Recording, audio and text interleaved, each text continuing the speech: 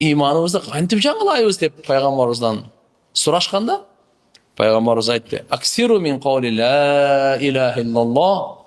Ла илаха иллаллах сөзін көп айткыла деді.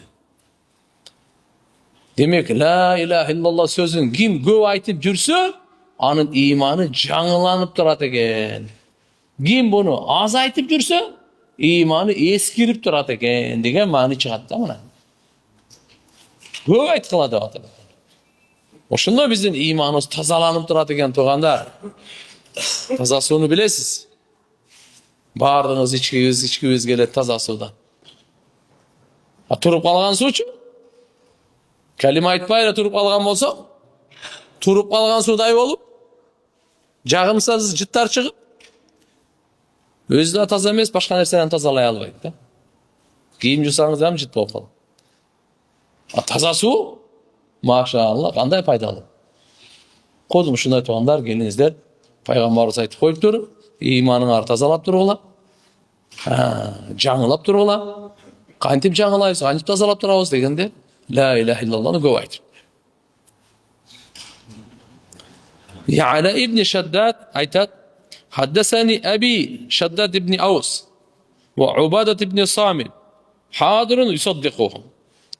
Шаддад ибн Аус деген мен атам мага жана Убада ибн Самит хадис баян кылды дейт да. Убада ибн Самит жоша тастатап тур дейт, бар эле дейт. Мындай дептир да: "Кунна инда наби саллаллаху алейхи ва саллям". Шаддад ибн Аус айтат, бир жолу пайгамбарыбыздын алдында турсак, пайгамбарыбыз айтты: "Хал фикум гариб?" Силердин араңарда гариб барбы дейт. Ахли китап. Мындайча айтканда, китеп ээлеринин араңарда барбы же жокпу деген сөз. Жөөттөр, христиандар барбы деп сурады да. Араңарда жөөттөр, христиандар барбы дедиле. Кулна я Расулаллах. Ла. Арабызда жок деп айтты. Фа амарана бигалкил баб, пайгамбарыбыз буйрук берди, эшикти жапкыланда деди. Ва кала, пайгамбарыбыз айтат, эшик жапкандан кийин: "Ирфау айдиякум ва кулу ла илаха иллаллах". Колуңарды көтөргүлө дагы ла илаха иллаллах деп айткыла деди. Фарафана айдияна саатан. Бираз вакытка чейин биз колубузду көтөрүп турдук дейт сахабалар. Сумма кала, андан кийин пайгамбарыбыз айтты: "Алхамдулиллахи Аллахумма иннака ба'астани бихадихил калима ва ва'адтани алейха ал-джанна ва иннака ла тухлифул ми'ад".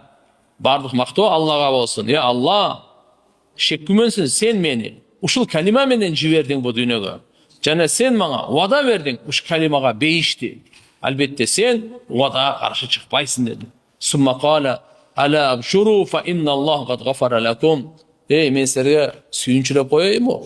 Аллах силерди күнөөңөрдү кечирди деди да. Мына Аус ибн Аус, Шаддад ибн Аус радиаллаху анху айтып атат мына. Пайгамбар саллаллаху алейхи ва салламдын алдында турат элек, пайгамбарыбыз сурады: "Хал фикум гариб, силердин араңарда жөөттөр, христиандар жокпу?" Десе, "Жок" деди. Анда эшикти жапкыла дешти. "Колуңарды көтөрүлө" деди. Колду көтөр. "Айткыла" деди, "Ла илаха иллаллах" деп. Колду көтөрүп туруп, "Ла илаха иллаллах" деп бир аз көтөрүп туруп айтып турдук. Пайгамбарыбыз айтты: "Аллага мактоо болсун. Я Аллах, ушул калима менен сен мени жибердиң бу дүйнөгө" дейт. Пайгамбарыбыз Мухаммад алейхиссалам дүйнөгө ушу калиманы алып келген, ла илаха иллаллахны алып келген туган. Жана вада бердиң дейт, ушу именно ушу калимага. Не деп ким айткан болсо бейишке киргизем деп. Мына, сен вадага каршы чыкпайсың деп атат. Андан кийин сахабалар айтат: "Мен силерди кушкабарлап сүйүнчүлөп коеюн. Аллах күнөөлөрүңдү кечирди" дейди. Аллах күнөөлөрүңдү кечирди.